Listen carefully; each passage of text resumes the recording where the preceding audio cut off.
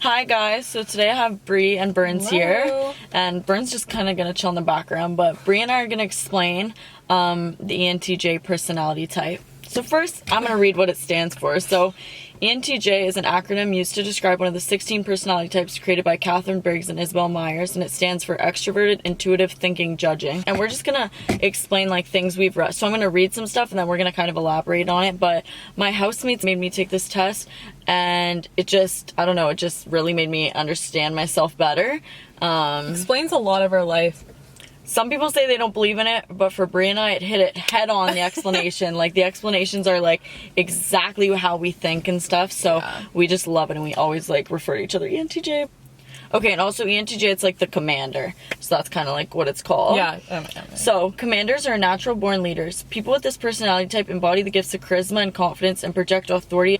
So yeah, we're definitely like leaders, like have leadership qualities, and we're definitely not followers. Like, we're not one to sit back and just let things be. No. However, commanders are also characterized by an often ruthless level of rationality, using their drive, determination, and sharp minds to achieve whatever end they've set for themselves. So that's definitely something I struggle with, as I'm like extremely rational and logical to the point where I don't let my emotion have like any part of my decision, which is good, but it's also bad because, you know, a healthy balance is always like better than an extreme. Perhaps it is best that they make up only 3% of the population, because they overwhelm the more timid and sensitive personality types that make up much of the rest of the world. Yeah, that's definitely, we definitely can intimidate people a little bit with our confidence, I think. Definitely so. Yeah. Okay, at the negotiating table, be it in a corporate environment or buying a car, commanders are dominant, relentless, and unforgiving. This isn't because they're cold-hearted or vicious per se. It's more the commander personalities genuinely enjoy the challenge. Commander personalities have a particular skill in recognizing the talents of others. Commanders recognizing talents of others is definitely true for me. Definitely. I definitely see things in people and I really try and help them reach that, but then you also have to sit back and realize that that's not your job, especially when you're dealing with like adults. So that's definitely difficult for me, because I really see things in people and I want to push them, but then you can't be like, I don't know how to explain. You can't change people. Like, if they're not going to do something, they're not going to. They have to want to do it just like how you want it for them. Yeah. Obviously, you can like help them out a little, but at a certain point, like if they don't want it, they're not going to do it. And you can't be putting so much effort into people that if you would have put that into yourself, you could have like elevated. Something I've discovered like recently is just that they're like, the whole world can't be full of leaders. There has to be a balance of followers and leaders, but it can be frustrating for us that like there's a lot of people we meet that they want to be part of a conversation, but they're not willing to do the research to be part of it. They'd rather sit there and complain, oh, how do you know all that? Yeah. It's like, open a book, search it up. Online. It's so simple these Google's days, but a thing. It's some really people easy. just don't really care enough to do that. I don't know. Okay, what else? Okay. However, commanders also have a particular skill in calling out others' failures with a chilling degree of insensitivity, and this is where commanders really start to run trouble. Yeah, that's facts. Being a woman who favors logic over emotions can be a difficult task. ENTJ women don't fit into the stereotypical gender roles, which can sometimes be confusing to others. This is so true. Oh, I'm so like that. Like, oh my gosh, yeah.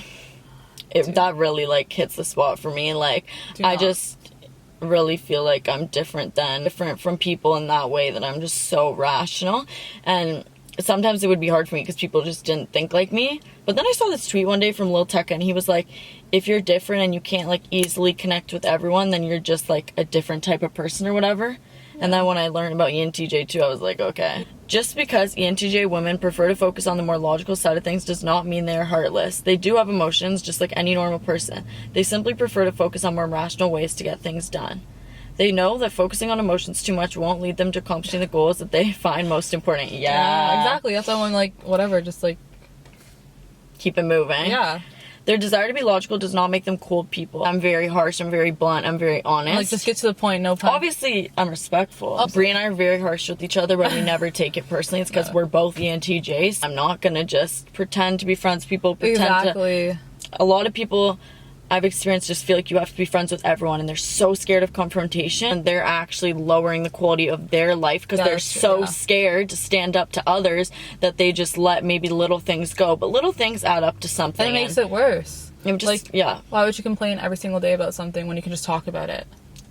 Yeah, with someone. Yeah, but I know people that think talking to anyone about anything is confrontation. Like, no, it's not. It's a discussion. It's a discussion, right? So, but again, I mean, you can't, some people just don't have it in them to do that, and you have to accept that, you know. It can be frustrating for me to see people, you know, maybe, I don't know, there's a lot of people who've been in a lot of situations, I'm like, wow, with my, you know, confidence and how I'm not scared to say things, I could go in and fix that situation in a second, but it's not my place and it's not my situation to fix. Exactly. So I've had to tell myself that. Okay, what else? Oh yeah, sorry. Don't women only make up like 30% of the 3% or something? Yeah, women make up like 27% or something of the 3%. So ENTJs only make up 3% of the population, but it's a very male-dominated personality type. So I think it's just crazy that we're both girls and like best friends and the same personality type. Like, yeah, but it really works. Yeah. But also with the male part, I think this applies more to me, but like it makes sense that my personality type's a male-dominated one because everyone always says I think like a guy. They're often seen in male-dominated careers. ENTJ women are often seen working in more male-dominated careers since they are very business-minded. Yeah. Oh, yeah. We always call each other businesswomen. ENTJ women can be seen as intimidating to others, especially romantic interests. They know what they want in life and push rather hard to obtain these goals. Yeah, I know what I want. I'm very hard on myself, and I'm very driven. I'm like ready. We're very ambitious. And when I put my mind to something, oh my God, there's no go. Like my mom says, once Alex has an idea going, she's going with it. It's happening because she's going to make it happen no matter what. Okay, this driven attitude can often be seen as aggression, which might scare some people. Yeah. Which might scare some people away. They simply are not lazy individuals and prefer to keep to themselves and moving forward. This does not mean they're aggressive, but rather they're motivated. This one's good. Anyone who is strong-willed in this way can easily be misunderstood. This is simply something the ENTJ woman will endure during her lifetime. Definitely, I'm very misunderstood. Don't sugarcoat things. And I say things very like, okay, I'm gonna do bam, bam, bam, but I'm not like, oh, I'm gonna do this because this is nice and this is that. I'm just like, no, bam, bam, bam, bam, and I just do it. The way you show emotion too, we were talking about it earlier today, like you just do stuff. Like you don't like, you'll do it quietly too. Like I feel like, like you'll just go do something really thoughtful. But I'm not gonna talk about it for 8 hours. I'm just gonna do it. Yeah. My love language is acts of service, so it's like doing things. Like I don't talk about it. I'm not super affectionate. In many cases, although there are people who are capable of seeing their hard work for what it truly is. Yeah, some people definitely see my intentions for what they are, and some don't, but you can't change others. You can only change yourself. Exactly. So, as far as their romantic interests go, a woman who is intelligent and independent can sometimes struggle to find the right partner. These qualities will often scare away their more immature suitors, which is perfectly okay with the ENTJ woman. Yeah, because I'm very honest and upfront about what I want and what not. I don't know how to explain it, but... That makes sense. Like, you the bar set high, the guy knows that, and they're not going to waste their time trying to get something that's not going to happen. Exactly. Loyalty. So we're going to talk about loyalty and ENTJs. Although ENTJs are not the most emotional people, they're extremely loyal. ENTJs want people in their lives, both professionally and romantically, who are loyal and dependable. Something that they despise more than anything is finding out they cannot trust the people closest to them. ENTJs are not afraid to remove people from their lives. Oh my God, that's... Okay, so that's a really important point. That's kind of what I was talking about before, like my friend thing, like, if I don't think you're loyal, if I don't think, like, you've more cons than pros, I have no problem removing you.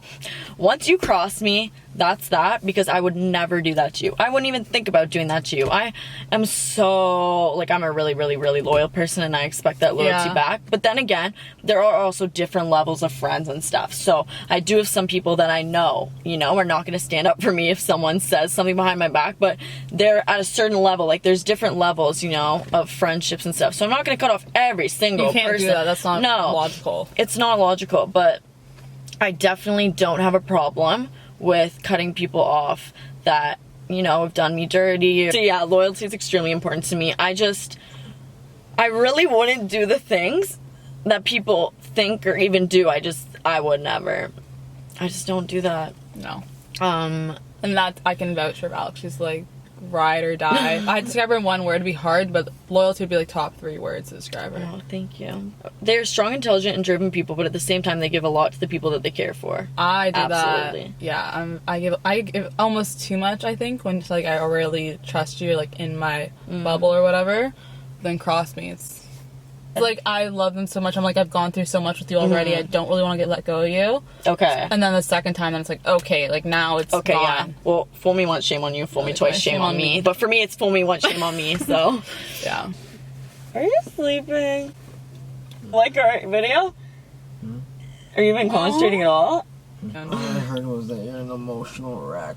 That's exactly it. Thank you so much, guys, for watching Explaining ENTJ. That's what I'm going to name this video. Perfect. We hope you guys learned something. And this is probably my most, like, open video and getting to know me on a bit of a deeper level because ENTJ is literally my personality type. You guys should take the personality type. It'll explain a lot about your life. Yeah, guys, take the Myers-Briggs personality test. It's so good. And hopefully it'll help you kind of the way it helps me get to know myself better. And even kind of helps me navigate certain relationships when I know other people's and they know mine. Like, my mom was like, oh my god, this is so good for everyone to read about you and stuff and understand, like, kind of the real underlying reasons you do things the way you do. Exactly. So, yeah. Anyways, guys, thank you for watching.